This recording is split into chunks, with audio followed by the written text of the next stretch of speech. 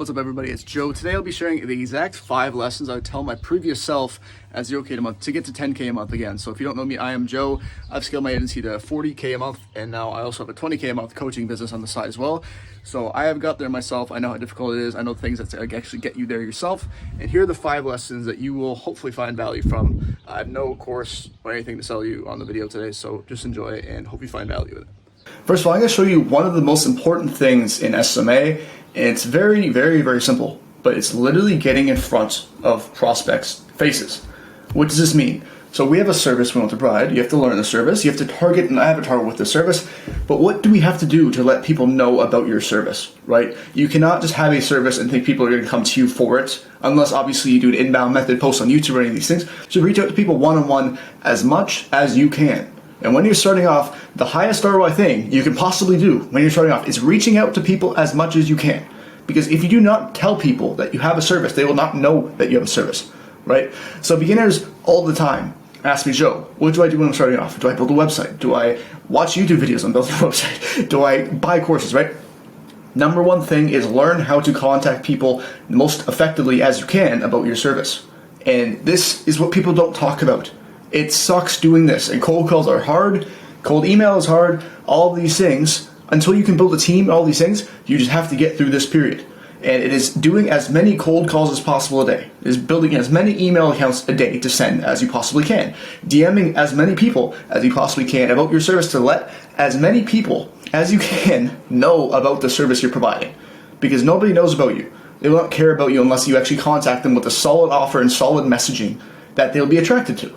Most simple SMA rule is to get in front of as many people as possible and put that number 1 on your list. Obviously, these things like building a website is great, just to have a website to send to people when you're contacting them.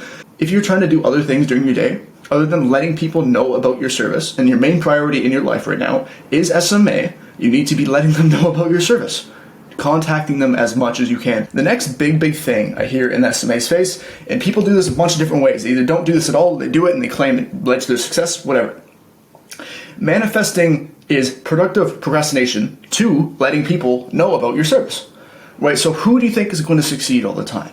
Let's compare 2 people right now. The person who dreams about what they want to have, they sit in their bed and visualize and all these things, versus the person that sits on their computer for 4 hours a day and lets as many people know about their service as they possibly can. It is cause and effect, SMA.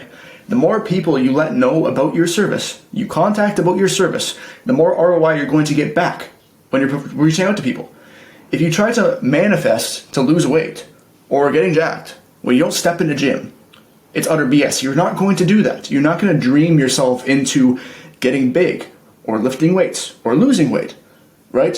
So the person that does as much contacting, as much outreach to prospects as they possibly can until you literally cannot do it anymore and you have headaches and all these things, they are going to win. And that's the hard truth. There is no shortcut in the SMA game. There's nothing you can manifest to you and the clients come to you, right? It is cause and effect in life. The more outreaches you do, the more work you do, the more you will get back. And obviously there's a whole argument with smart work versus actual work, right? So usually the formula is we do as much work as possible to start off your SMA or whatever the opportunity is until you realize what is providing you the most results. And this is what we call ROI, return on investment, right? Our time is an investment. Our outreaches are an investment. These are all things that we get feedback from, and then we realize exactly what works and exactly what doesn't. And then we do more of the things that work, right? So in your niche, as an example, if you're targeting people through cold DMs and then also cold calls, and you're realizing with the same time you're putting in with each outreach method, you're getting more appointments from the cold calls, exact same time frame, you should be doing more cold calls. Right? Because clearly it is working, you have found something that is working. But from the beginning, if you didn't do those cold DMs, and you didn't do those cold calls, you wouldn't be able to tell exactly the difference between the two. You wouldn't know because you didn't do the work. Right? So this is where smart work gets really good. Because we start doing things, we start acting on doing outreach, acting on doing emails, all these things until you eventually find the high ROI activity that is leading to the most appointments and to the most sales. And after that, you do more of that thing because you get more results from it. Right? If you're doing exercise, again, in the gym, I'm going to use the gym example because it's my favorite example with business compared to the gym. If you're finding one exercise, you started doing it, and you're getting stronger from it. It's just really working.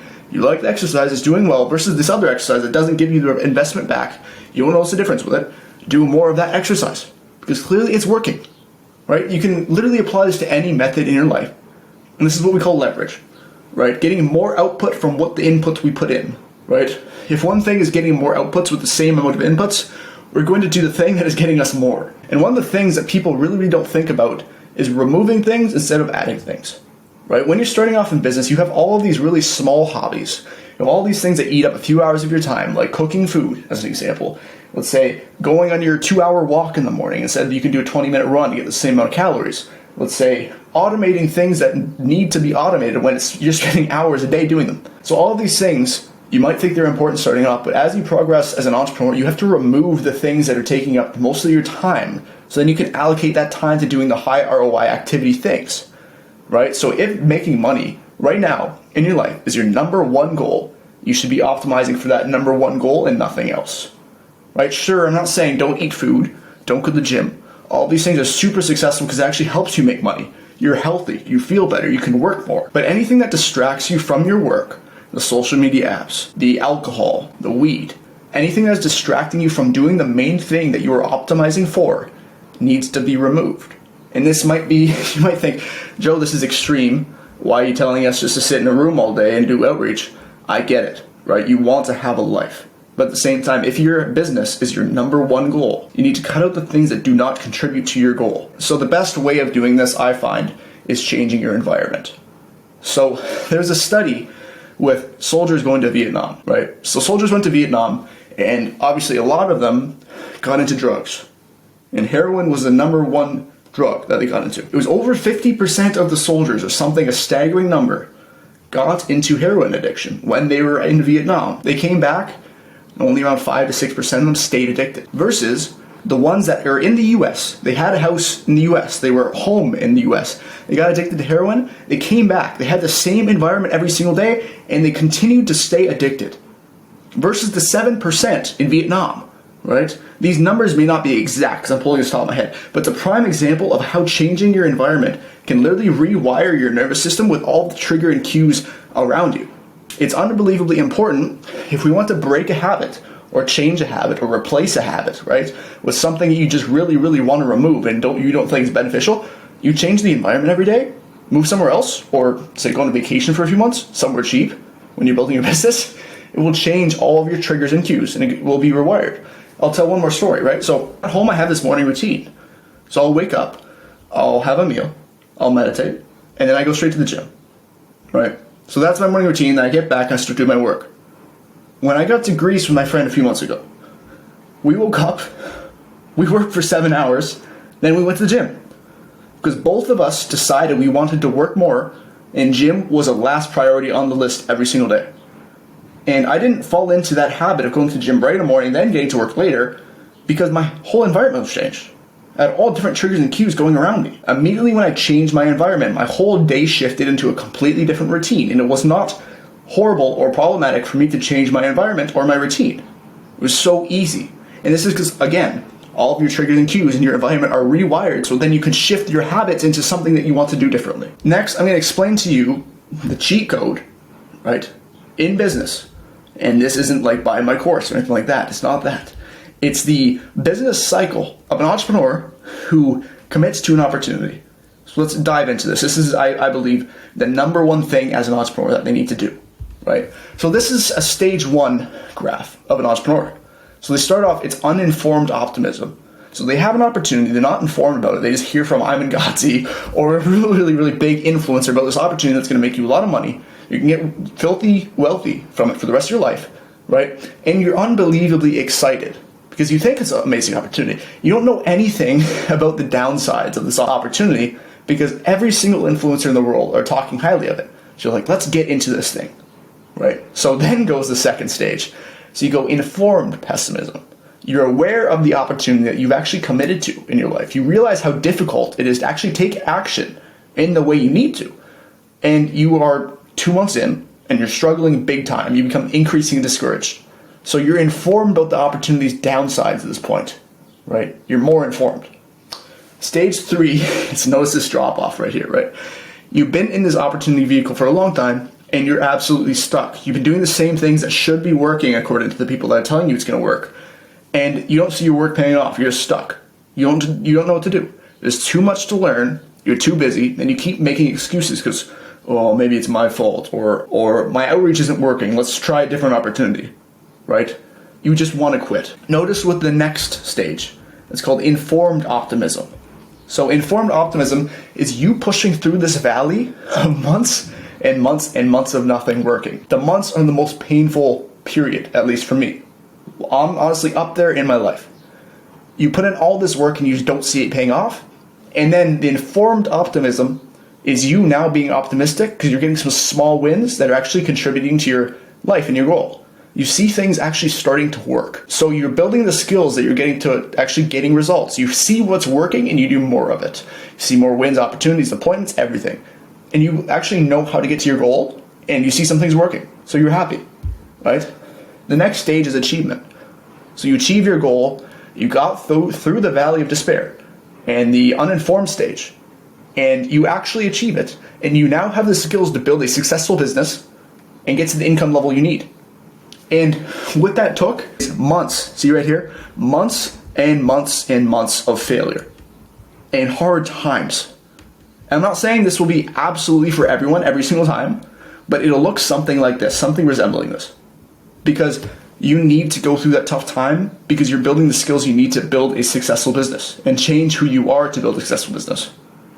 So the person that does not go through these hard times and failing and learning and all these things, they won't succeed, right? Unless you were extremely lucky and you invested in some crypto coin that blew up and now you're happy and you have money. But you didn't build any skills, so why does it matter? You got lucky. The people that don't get lucky fail and learn until eventually something works. One more last thing I recommend to me getting back to 10K a month. Every time you're talking to prospects, you need to obsess about everything they say and how they act. You need to obsess about it. I cannot stress the importance of this because you make money by solving problems. And you solve problems and relieve pain by bringing them to a dream situation and give value to them for them to make more money and be happier. In some cases, it might not be making more money. It might be getting the dream body. It might be learning how to do e-commerce. That's making money. But there's so many opportunities out there that bring them to a dream situation. So you're solving problems. And understanding your customer deeply means you need to make the best product possible, right? That makes them more money. You actually need to know what problems to solve and then adjust your service to their problems that they bring up on the sales call, the problems that they message on the emails, the DMs. Every single message you need to listen to. The more you listen, the better service you can provide to your customers and the more happy they will be. Then the more customers they will refer to more customers. And then the more advertising they will do on their behalf for you and you put in no work. Because if you have a shitty service, they will not recommend anybody else to your service. This is why you need to build an unbelievably good product. That's the number one hack. I don't believe in hacks, but it's the number one thing in business to get you to that next level is listening to your customer as much as possible and refining your service to their desires. So this is a nice little graph that I found from Ray Dalio from the book Principles. I love this book. I'd recommend anybody to read it, right? So you have a goal. You want to build a perfect service. You want to build the perfect thing for your customers. You encounter problems with your service. They don't like something about it. They don't find it valuable. Then you find exactly what they don't like about it. Then you iterate your product to see what they don't like about it. And then you execute and they like it more. And what business is going to look like is this graph repeated 5 times, 10 times, 11 times. Because you need to iterate on every single thing you do. Because you need feedback, and from that feedback you get better. So you need to listen to them, right? You want to get them this thing. You hear their problems, you change, you actually notice what they're saying, you change your product differently, and you make it better. The more you do that, the more valuable your service will be. And sure, you'll make mistakes. Sure, something might not work. But in the long run, you do this enough times, your product will be extremely valuable. So notice, this is called a flywheel. Because again, it's like a flywheel. It's iterate, feedback, improvement, flywheel. Flywheel is upward spiral, right? So Amazon is the #1 company for this. Jeff Bezos is incredible at finding flywheels, incredible at listening to the customer. If anybody is massive at entrepreneurship, read Jeff Bezos' letters to shareholders by Amazon. 100% recommended, right? So they found this flywheel in Amazon. So the #1 thing was customer experience, right? So then we need traffic. Then we need people to sell things on Amazon. Then we get more selection from it, and that's a better customer experience. Then from there, the more they do this, the lower cost their goods get because they can invest in things that actually decreases the price. Boom, lower prices. So this is just an endless feedback of Amazon growing and growing and growing. Next big thing, guess what? Jeff Bezos was not profitable with Amazon for years. Look how big they are right now. It took him finding the flywheels, getting through the hard times, listening to the customer as much as possible, and iterating. So learn from the best here. Listen to the customer as much as you can, get their feedback, and adjust your service. I'll use one more SMA example before I end the video. What are they struggling with? There's a saying I learned from a mentor that says, your customer's problems are your problems. Right? The more problems we solve of our customer, the more valuable our service actually gets. Listen to your customer, develop a feedback loop.